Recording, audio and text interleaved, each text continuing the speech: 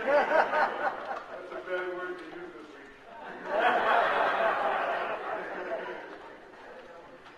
Well, I really thank you all. You have told me. I know you have everybody in the room. And you'll also confirm. I said I thank Art very much. He has thrilled me, and I'm sure he has thrilled all of you. I have to say, you confirmed my judgment, for which I am deeply grateful since I am. Anyway, it's your turn now, and those of you who would like to ask a question or make a comment, are requested to keep the questions short and keep the comments short so we can hear from our guests. Yes, sir. Thank you. Will you state your name? My name is Ed. I have a twofold question. One relates to the Ten Commandments that you just touched on. And my question is about how 3 of them are declaratory statements and 7 are prohibitions. What does Judaism say about that? The second quick question is about polytheism. How do we look at polytheism in principle? The whole notion of polytheism being out there for some people and actually for more than half of the 7+ billion people on this planet. How do we relate to that? Do we respect it? Do we honor it? Do we just look the other way? What do we do? Every religion is a complicated phenomenon. When we Westerners, coming from a certain kind of monotheistic font, look at Eastern religions, we see polytheism, and there clearly are polytheistic elements in those traditions. It very much depends, though, what school you were looking at and what teacher you were looking at. There are people in both the Buddhist and Hindu traditions, I would say, who in fact have a deep sense of oneness, of being ultimate oneness about them, and understand the polytheistic stories are more or less tales of the gods to be told, ultimately leading to a unitive purpose. It's those traditions, whether it's Vipassana tradition in Buddhism or whether it's Vedanta in Hinduism, that I have an easier time relating to. When you go to the religion of South India, where it indeed is about multiple gods and the stories are taken more literally, I do have a hard time relating to that. I mean, we Jews have had difficulty both with physical representations of deities and with polytheism for a long time. Remember, the medieval rabbis were certain that Islam was a kosher religion for non-Jews.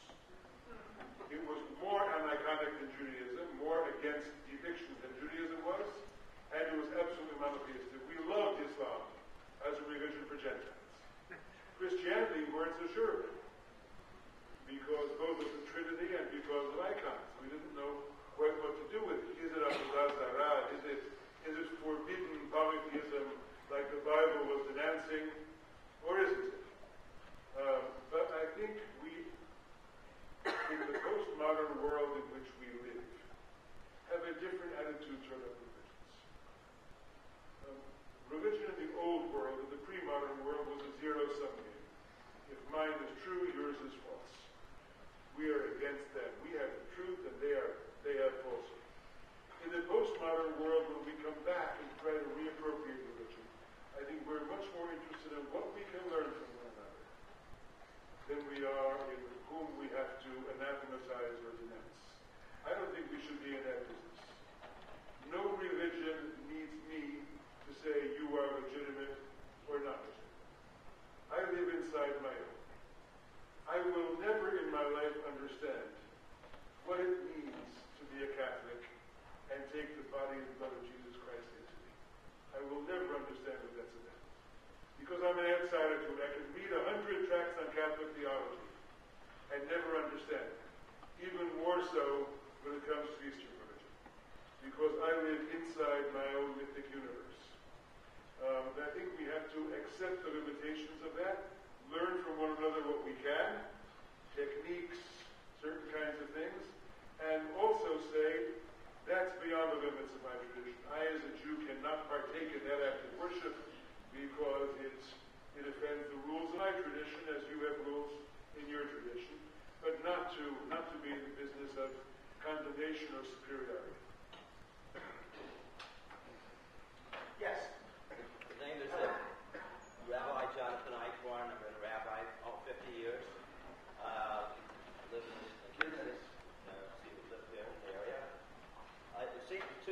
One is that if you talk about God in this way, the story I have is this, that there's only one God in the world.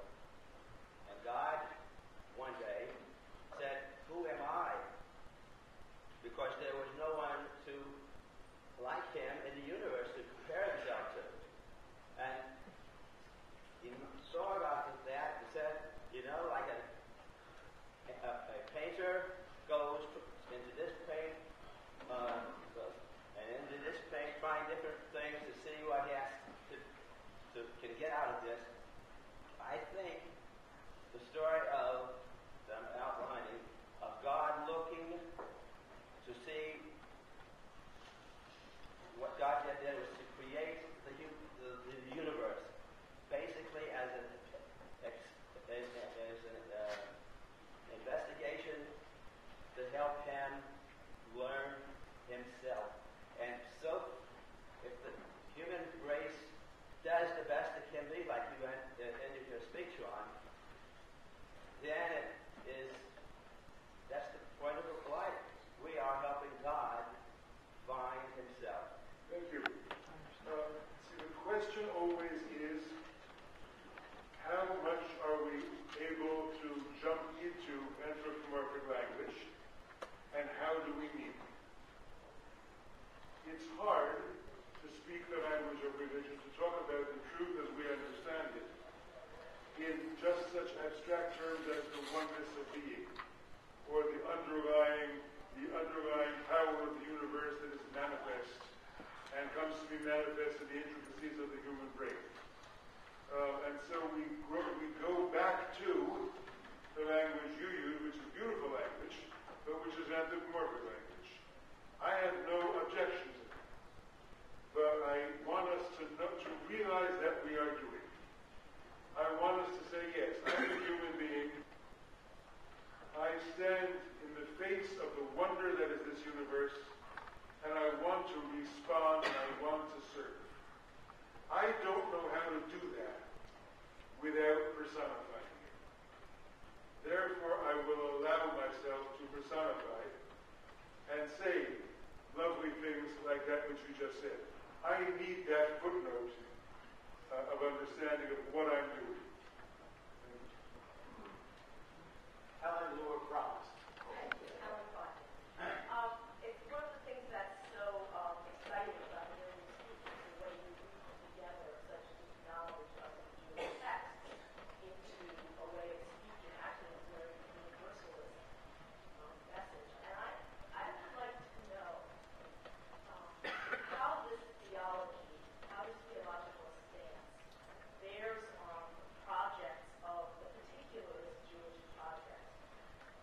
How it either inspires or justifies the incredible hard work of learning the Jewish textual tradition and making sense of it. The hard work of learning what it means to use the Jewish word of prayer, of acting out the Jewish sort of way of acting life. And if you could speak to that. Thank you. Great question. Yes, I believe we are a particular people with a universalist message. I believe that we are still a covenanted people, though I do not believe in a God who came out of the heaven and made a covenant with us. I believe we made the covenant. I believe the covenant was our idea. I still find myself bound to that covenant. That is to say, we are here to be a holy people and to be a teaching people. And I think the essential truths we have to teach are the truth of the oneness of being. That's how I understand the meaning of Shema Yisrael. And the fact that every human being is the divine image, and therefore the sacredness of every human life, and so on. I think that is our essential message to the world. Jews still know that very well, by the way. It's not accidental that Jews are in the leadership of every human rights and civil rights and human betterment organization, because that message is very deeply ingrained in the Jewish soul, even among Jews who consider themselves secular or alien in the tradition. There is a sense, partly conveyed by those teachings, partly conveyed by the memory of the Exodus from Egypt, partly conveyed by much more recent suffering, of course, that we have that message to convey. But that message born by a particular people. If that people doesn't survive, and its legacy doesn't survive, that message will not, that nuance of that message. Of course, there are other people who have good values in the world. I'm not saying there aren't. But I'm saying we have a particular nuance of that universal message that I believe is part of what the human community needs from us. And for us to be bearers of that message, continuity of our historic memory is important. And that means the texts, and that means the traditions, and that means that which we pass on. As you know, I'm far from being an Orthodox Jew in my life. I wear the mantle of tradition somewhat loosely as it seems to fit best. But I train rabbis in a very highly textual manner. I want them to know the text. I want them to be able to read the sources. I want those sources to live as they have for a long time. And in order for them to live, they have to be able to read them in the original, and be interpreted out of the original context. And so we must continue to train at least an elite within our people, whether it's day school kids or future rabbis or other future leaders, who can have access to that tradition. I don't want that tradition to belong only to university scholars who are committed just to dispassionate study, but not to its furtherance and survival. It's why I twice left tenured university positions to go teach future rabbis in little struggling seminaries.